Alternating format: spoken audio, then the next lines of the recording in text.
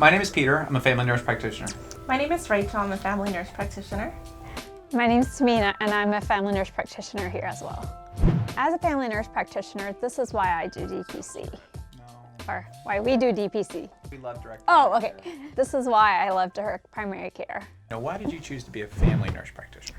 So I decided to do family nurse practitioner because as a family nurse practitioner, I can kind of see, anywhere from kids, newborn kids, to elderly, very older adults. And because of that broad ability, I can choose, hey, do I want to focus more on kids? Do I want to focus more on adults? And I can kind of actually, work with a family who has kids plus adults in the whole family and kind of provide better, better care that is more coordinated. It gives you that sense of, hey, I treated somebody and it's not just a person, but I was able to treat the entire family as a whole.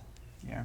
As much as I enjoyed critical care and the excitement of being in the hospital, which was fun, my passion really lies in keeping people out of the hospital. And family medicine is really geared around doing all those things and practicing all those habits and learning how to take care of yourself so you're not in the hospital and you stay healthy. And me personally, this is a second life for me, or a second job, and coming from the health profession in general, being in the direct primary care model offers the absolute perfect opportunity for me to practice a patient-centric model with the patient at the middle. It gives me the time to spend with patients. It gives me the time to look a little bit deeper into their lives and to understand the full aspect of where their health challenges are. In traditional healthcare, we would see 30, 40 people per day. Well, that really limits to how you interview a patient, how much information you can get as to what is currently going on with them and what is affecting them. And if during a 15-minute visit, you can miss so much, whereas in direct primary care, all those barriers are removed. We don't have to deal with administrative nuisance, and we're really able to just sit down and hear the patient out and just spend that time with them and build that, very much more personal relationship that helps put that patient at ease, and they're much more likely to be more active in their plan of care. And like you said, it keeps them out of the hospital if we just keep them safe. I had a patient that had a wasp bite over the weekend during kind of this COVID area, text me, hey, I got a wasp bite. It took a picture of it, send it to me.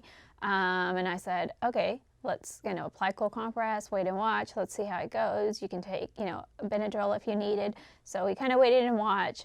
I told you to update me in 2-3 hours. If it's not getting better, she sent me an updated picture where she had kind of marked the area and it was getting wider. So just coming up with those next planned steps, I was able to walk her through, be like, okay, go ahead and, pick up the EpiPen and have it on your hand. Since you've had a previous history of anaphylaxis, you should always have it. So I was able to do that for her. And then kind of just keep an eye on it, give her a steroid pack to kind of keep a lot of that from getting worse.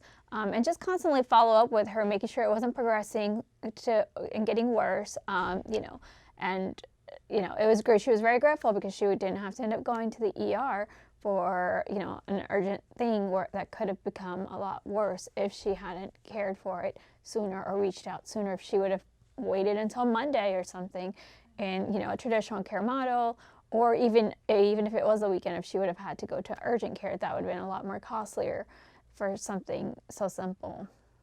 Whether it's an 8-hour day or a 12-hour day, we are going to work silly seeing patients. A lot of people use mid-levels or nurse practitioners in that role to be able to add another 20-25 patients to a platform.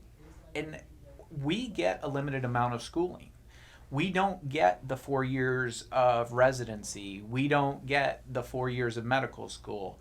So we have to learn a lot once we get out as well. And yes, you do learn by doing, but you also get so busy doing that you don't get a chance to grow. And one of the great things about this model as a young nurse practitioner is you have the opportunity to grow. Throughout school, as new nurses, we're taught to do A, B, and C and then, if that's not it, then refer. But the beauty of this model is you have the luxury of kind of just sitting and looking things up and not having to boot patients for things that are not necessarily needing to be booted for, but often is done in a traditional model because of the lack of time. We have the ability to collaborate not only within us as nurse practitioners, but with the physicians that are in our practice. And, and all of us are able to learn because we bring the perspective of our areas of expertise in nursing. They bring their many areas of expertise, from, practicing medicine. And together we're able to really collaborate and treat a patient as opposed to, okay, well, this requires you to be referred. Not in our model. In our model, we have the time to sit down, collaborate, think things through, and actually treat the patient as opposed to having to send them out. And that just keeps the patient happier, healthier, and more willing to participate. And that's just, to me, like the biggest thing and blessing of direct primary care. I was gonna say, if I was trying to explain to one of people we know going through school or mid-level that was interested in direct primary care, if you listen to the physicians in direct primary care, one of the things that drives them here is you're trained to do about 80% of medicine, but because of insurance dictating how we do healthcare and limited time, they don't get to use 75% of their expertise, because if it doesn't fit into the little window, the system has said you refer these things out, even though a lot of them they were trained to deal with, but they don't get to use what they went to school with. And if you think about that from their perspective, and we with the same small amount of time, but even much less opportunity and training, that it's even harder for us. So it provides us that time. It provides us that opportunity to actually do the things that we went to school for and got trained for. Absolutely. And we can take the time with the patient to actually, not necessarily have to just kick them out to an endo just because they're a slightly complex diabetic. We have the time to work with them, to learn their medicines, learn how their body responds, make sure we're doing the proper things to control their blood sugars. And that's invaluable. Absolutely. The biggest satisfaction I get is being able to go home and say, I actually helped somebody and I made a positive impact in their life, as opposed to what I can only imagine is in traditional healthcare. I saw 40 people and I don't know how many of those people I impacted. In this model, you leave knowing that you've impacted lives in a positive way. Yeah, people always ask, what is direct primary care to me? And, direct primary care is a lot of things, but at its core and at the center is really about taking that relationship that is now a person with their insurance company that tells them how they can get care. The physicians are told by the insurance companies how they can give care. It takes that insurance company, plucks it out, puts it in the back in a position where if we need it, maybe we utilize it.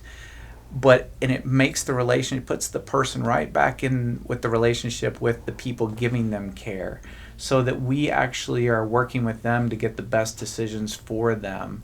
And ironically, it's a much less expensive model that way. When you let the big expensive insurance companies dictate our care, it costs, well, we know what it costs. I mean, one thing that I know, even from personal experience before, as at younger ages, when you go to the traditional care model practices and see, a provider, often it's like, okay, I can help you with A, and B. If you have C, then I can't help you today. You need to come back.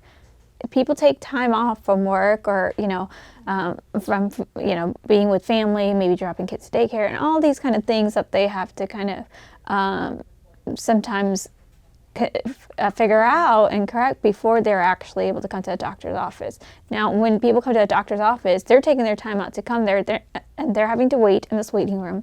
Plus, then they go into see the physician that sees them for 5 minutes, yet they can't talk about everything they need.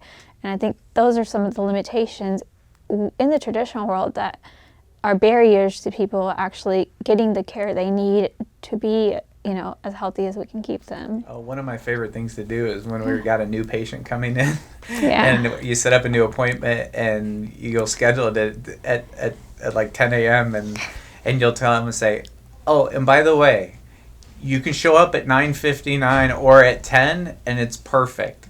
I said, you don't have to be here 15 minutes early. Yeah. If you have to wait, it's probably just because I had to run out and go use the restroom. And it's fun to come out and actually get a chance to meet your patients when they get there at the door, take them back, and have a hands-on approach.